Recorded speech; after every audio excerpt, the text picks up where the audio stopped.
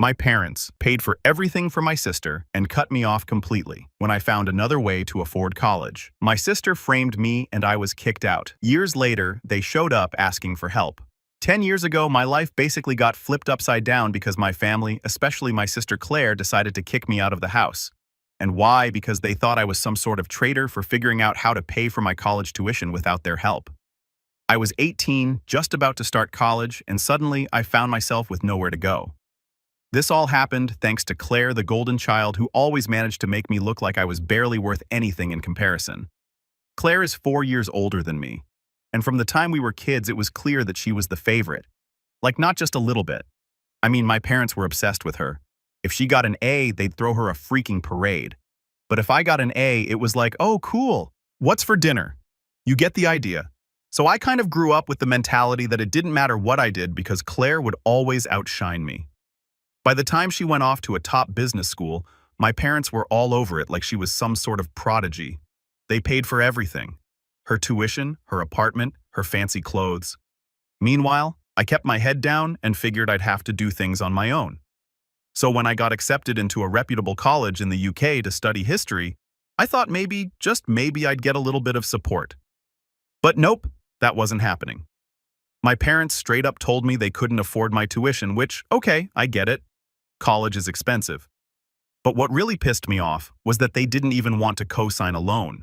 I wasn't asking them to pay the whole thing just to help me out so I wouldn't be drowning in debt my whole life. But they refused, and we fought about it a lot. Their reasoning: we already paid for Claire's college. We have to think about our future now.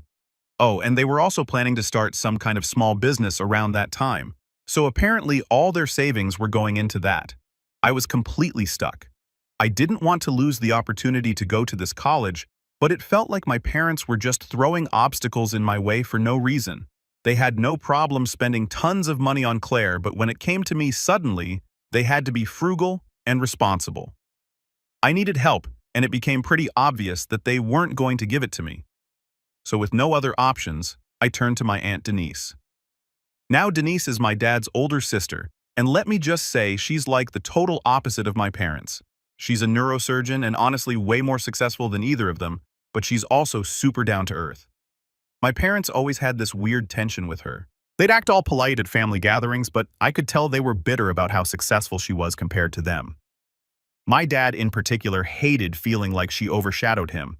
I didn't really want to get her involved at first, but I was desperate. I reached out to her one day asking if she'd be willing to help me with the tuition. She didn't even hesitate. She was like, "Of course I'll help. Why didn't you come to me sooner?" But I was terrified that my dad would find out. If he knew I had gone behind his back to ask for money from his sister, he'd lose his mind. So I begged Denise to keep it a secret. Things were fine for a while after that. I figured I was in the clear. My tuition was covered and I was getting ready to leave for school. That's when Claire decided to ruin everything. To this day, I still don't know how she found out about me asking Aunt Denise for help, but she did. And being Claire, she couldn't just let it go. She had to blow it up into this huge dramatic thing. One night, I came home after hanging out with some friends, and immediately I knew something was off. All my stuff was packed up in boxes. Everything: my clothes, my books, even my bedding. My parents were sitting in the living room, and Claire was standing there with this smug, self-satisfied look on her face. It felt like I had walked into some twisted intervention. My dad didn't waste any time. He threw a stack of papers at me and said, "Explain this." I had no idea what he was talking about. So I looked at the papers, and that's when I realized Claire had gone full psycho. She had fabricated these fake emails between me and Aunt Denise, where it looked like I was betraying the family, leaking details about the business my parents were planning to start in exchange for Aunt Denise paying for my tuition. I couldn't believe my eyes. Claire had gone through my laptop, found some emails between me and Denise, and then doctored them using Photoshop or whatever. She made it look like I had sold out our family. I was stunned. I tried to explain that it was all fake, but my parents didn't even listen. They just stood there saying, "We trusted you and you stabbed us in the back." It didn't matter what I said. They believed Claire because of course they did. They always believed her. It was like I didn't even exist anymore. They told me to pack my things and leave right then and there. I was officially kicked out of the house because of a complete lie. I begged them to reconsider. I didn't want to be a burden on Anton, especially after she had already agreed to pay for my tuition. But my parents didn't care. They said I was a traitor and they wanted nothing to do with me. So that was it. I left with nothing but the clothes on my back and a few boxes of my stuff. And I moved in with Aunt Denise. Honestly, I don't know how I would have survived if it weren't for her. She took me in without a second thought and treated me like actual family, something I hadn't felt in years. While my parents were busy worshiping Claire and focusing on their future business, Denise was the only one who really cared about me, and for that I'll always be grateful. But to this day, I can't shake the memory of that night walking into my house and seeing all my stuff packed up. My parents staring at me like I was a criminal, and Claire standing there with that smug look on her face, knowing she had won. So there I was, kicked out of my own house, standing on Aunt Denise's doorstep with my life in boxes. I was still processing what the hell had just happened. It felt like a bad dream. I mean, how do you go from thinking you're part of a family to being homeless in one night? The whole thing was so surreal, but at the same time, I couldn't say I was that surprised. My parents had always made it clear that Claire came first, but I guess I never thought they'd take it this far. Denise, being the angel that she is, welcomed me with open arms. She didn't ask a million questions, she didn't pry. She just saw that I was hurting and told me that her house was my house for as long as I needed. That kind of kindness, man. It hit me right in the gut because I realized right then that I had never felt anything close to that from my own parents. So I moved in with her. It was strange at first, waking up in her guest room looking around at a house that wasn't mine. But over time, it started to feel more like home than the place I grew up in ever had. We started getting closer, talking more about everything. Turns out Aunt Denise knew a lot more about my parents and their BS than I ever realized. She'd been keeping her distance from them for years, only showing up to family events because she felt obligated. She told me something that blew my mind.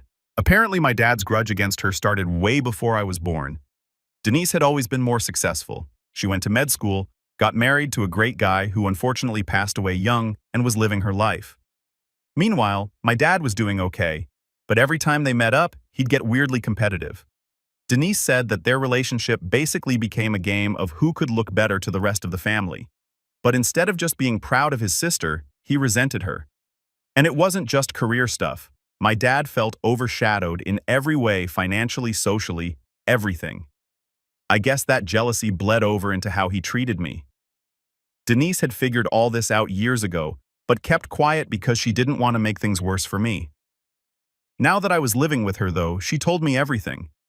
It was like she was trying to fill in all the gaps in my life that I hadn't been able to make sense of before. Why my parents never seemed to care about what I did. Why they always bent over backward for Claire. It all boiled down to some weird family dynamic that I didn't even know existed. Living with Denise was great, but the thing is, I couldn't completely relax. I kept waiting for my parents to call for Claire to show up out of nowhere, or for them to apologize for what they did. But of course, that never happened. Days turned into weeks and nothing. Not a single text, not a single call. At first, I was angry, like really angry. How could they just toss me aside like I was nothing? Then the anger kind of faded and I started to feel numb about the whole thing. It was like my brain was shutting off all my emotions just so I could function. Denise, though, she was amazing.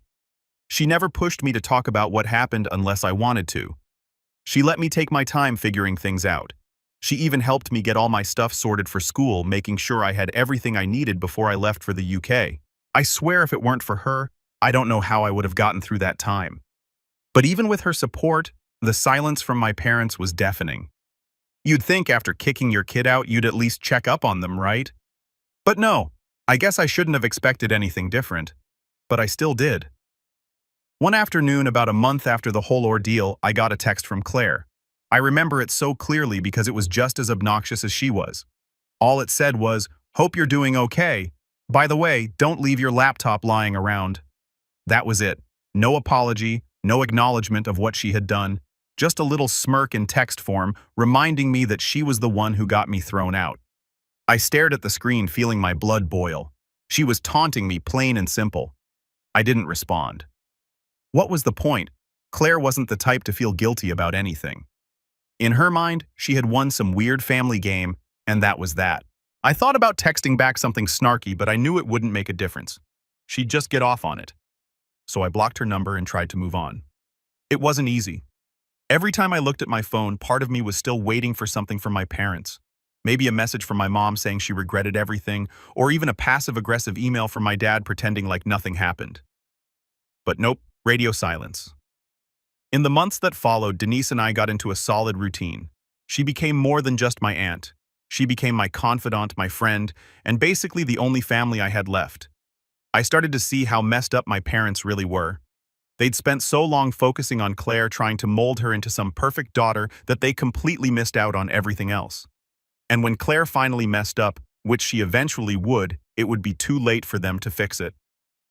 Around the time I was getting ready to leave for school, I got another message. This time from my dad.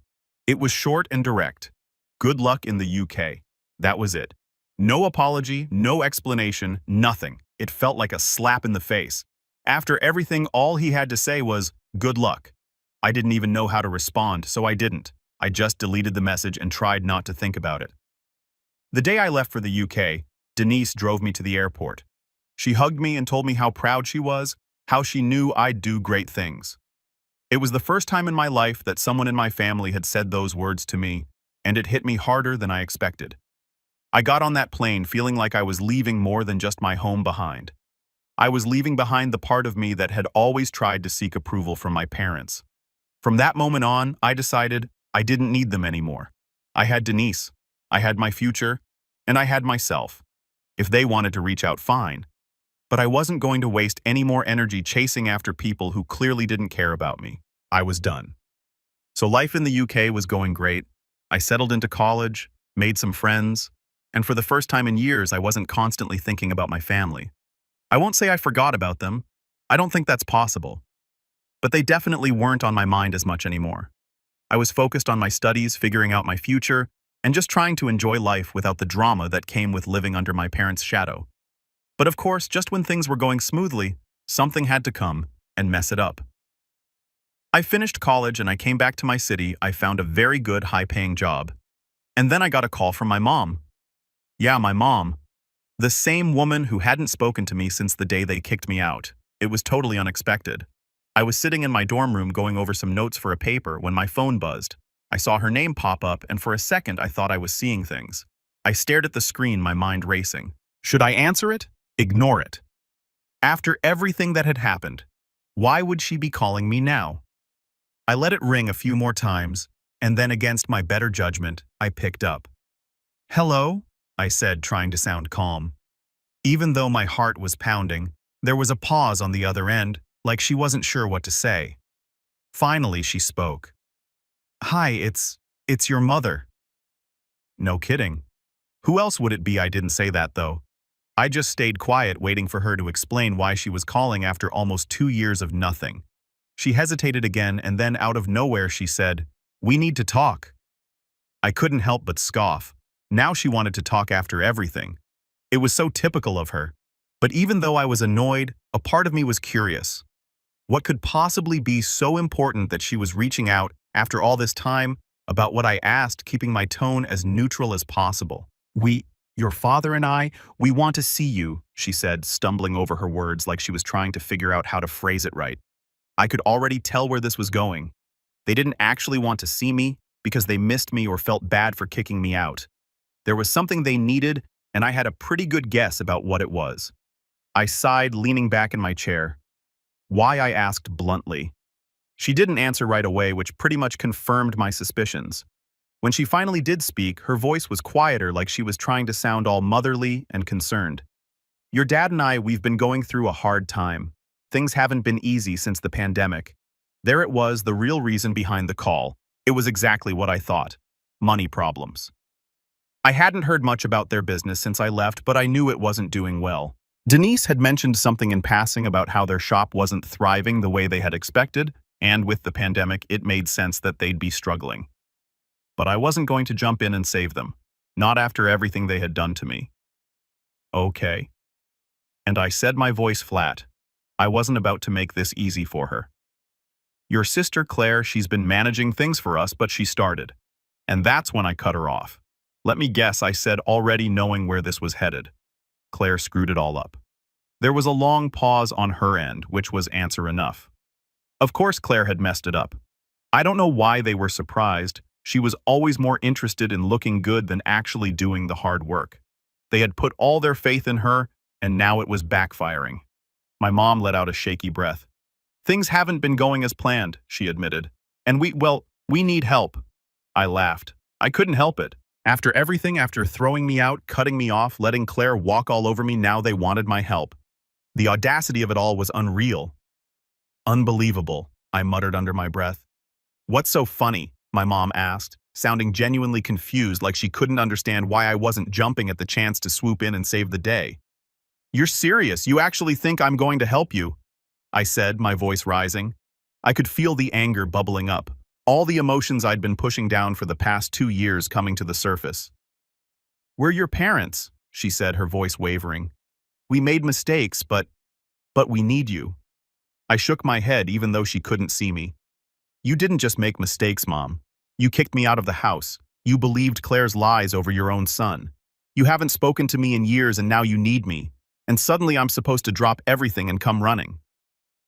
She was quiet after that. I could tell she didn't know what to say. She probably wasn't used to me standing up for myself like this. Back when I was still living at home, I would have just gone along with whatever they said, hoping it would keep the peace. But not anymore. I had changed, and I wasn't going to let them walk all over me again. Finally, she spoke, but her tone had changed. She wasn't trying to be all soft and caring anymore. Now she sounded irritated, like she couldn't believe I was being so difficult. We're still your family, she said sharply. You owe us at least that much. That was it. That was the final straw. I didn't owe them anything. In fact, they were the ones who owed me. An apology for starters, but I wasn't holding my breath on that one. I don't owe you a damn thing, I said, my voice cold. If you need help, go ask Claire. She's your golden child, remember? Without waiting for her to respond, I hung up the phone. My heart was pounding and my hands were shaking, but I felt a strange sense of relief. I had finally said what I needed to say. They could figure out their mess on their own. I wasn't going to be part of it. That night, I called Aunt Denise and told her what happened. She wasn't surprised at all. They've been relying on Claire for years. She said it was only a matter of time before it all caught up to them. We talked for a while, and by the end of the call, I felt even more certain that I'd made the right decision. My parents had chosen Claire over me, and now they were paying the price. As harsh as it sounded, it wasn't my responsibility to fix their mistakes. For the first time in a long time, I felt free. I didn't need their approval or their acceptance. I had my own life now, and I wasn't about to let them drag me back into their toxic mess. I had done my part by surviving their betrayal. Now it was their turn to deal with the consequences. Update 1. I thought I was done with all the family drama after that phone call with my mom. Honestly, I felt pretty good about how things went. I had finally stood up for myself and made it clear that I wasn't going to be their safety net. I figured they'd just give up and go back to depending on Claire, but I underestimated my sister's ability to stir the pot because, of course, Claire wasn't going to let me get away that easily. It was about 2 weeks after the call with my mom when something weird happened. I was having a pretty normal Saturday afternoon, just cleaning up around my place, when I heard a knock on the door. Now I don't really get visitors. I live alone, and most of my friends know to text before they come over. So I was a little confused. I peeked through the peephole, and guess who was standing outside? Yep, Claire. For a second, I thought maybe I was seeing things. Like, what was she doing here? She hadn't spoken to me in years, except for that one stupid text about my laptop, and now she was just showing up at my door like everything was fine. My gut reaction was to just ignore her, but I knew Claire well enough to know that she wouldn't leave until she got what she wanted. I opened the door, and before I could even say anything, she smiled like we were best friends or something. Hey, she said, all bubbly and fake. It's been a while. I just stared at her for a second, completely caught off guard. Yeah, it has. What are you doing here, Claire? She looked at me with this overly sweet expression like she thought she could charm her way into my good graces. I wanted to talk, she said, tilting her head slightly. Can I come in? I crossed my arms, not moving from the doorway. About what I asked, keeping my voice as neutral as possible. Her smile faltered for a second, but she recovered quickly. Come on, can we just talk inside? It's important. I should have said no. I should have just told her to leave right then and there. But my curiosity got the better of me. I stepped aside and let her in, though I didn't bother making her feel welcome. I didn't offer her a seat, and I didn't ask if she wanted anything to drink. She was lucky I was even letting her into my space after everything she'd done. She walked in and looked around like she was taking in the place. "Nice apartment," she said, like she was trying to make small talk. I didn't respond. I wasn't here for pleasantries.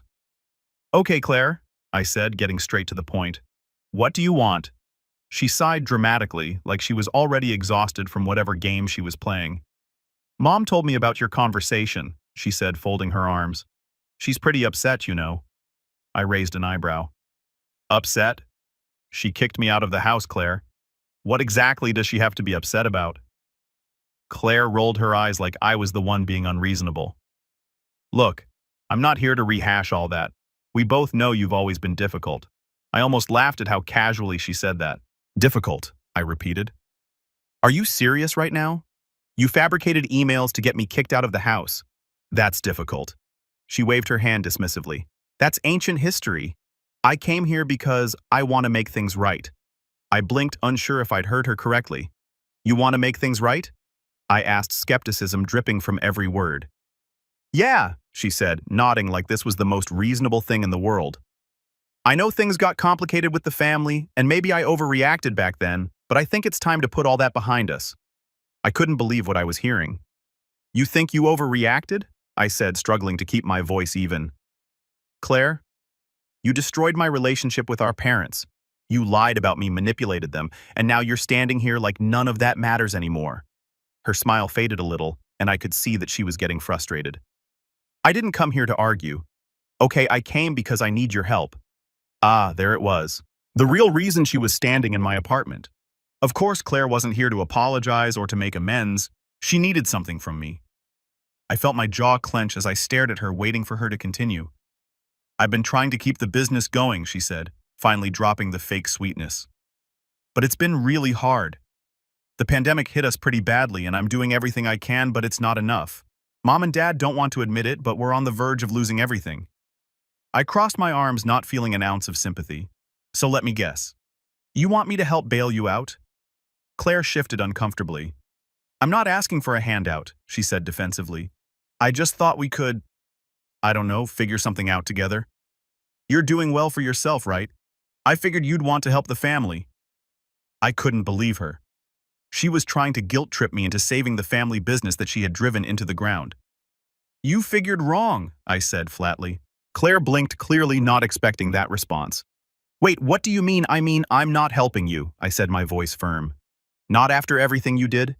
You ruined my life, Claire. You turned my own parents against me.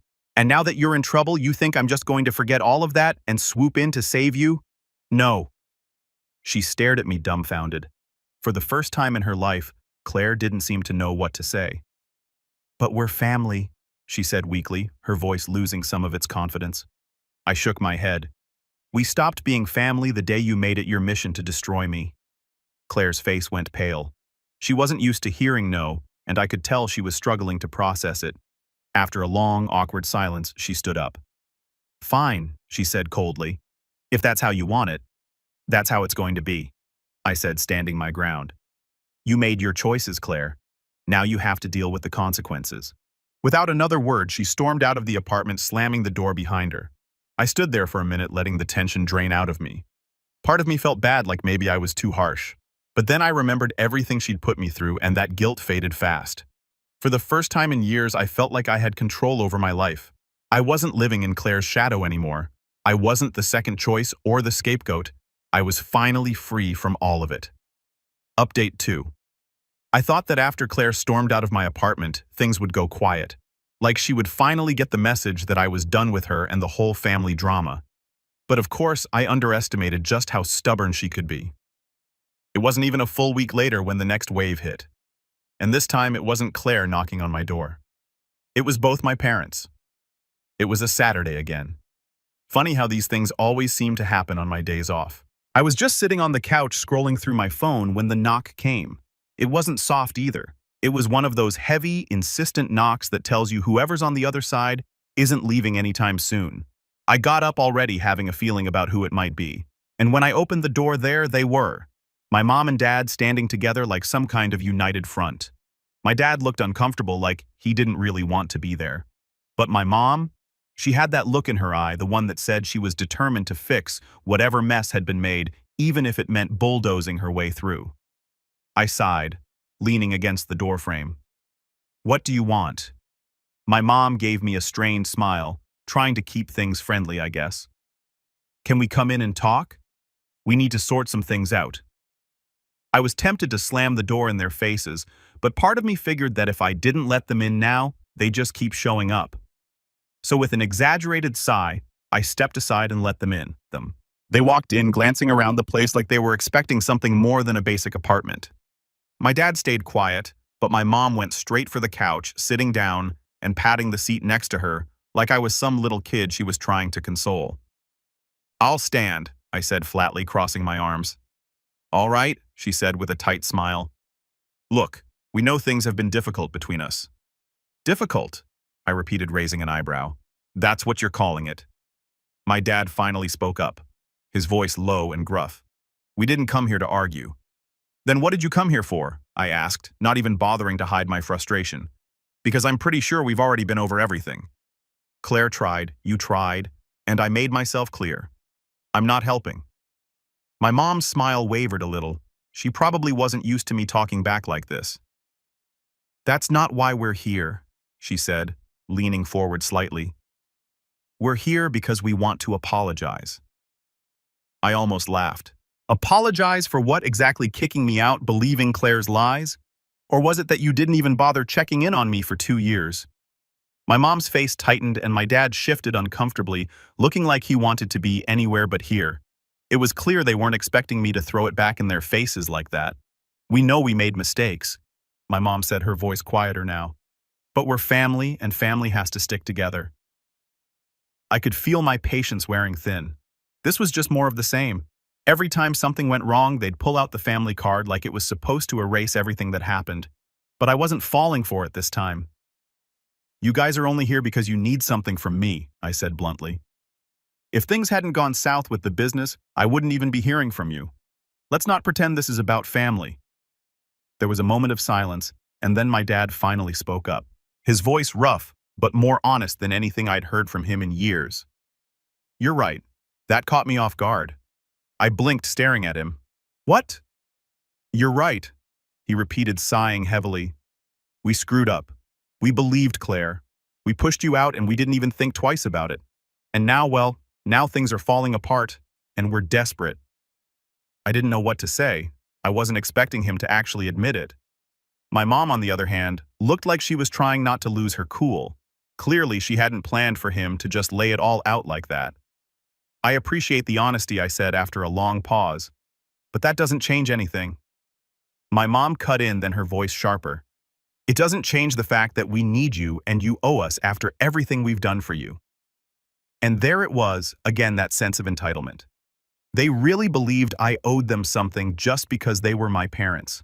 Like all the years of neglect and favoritism didn't matter.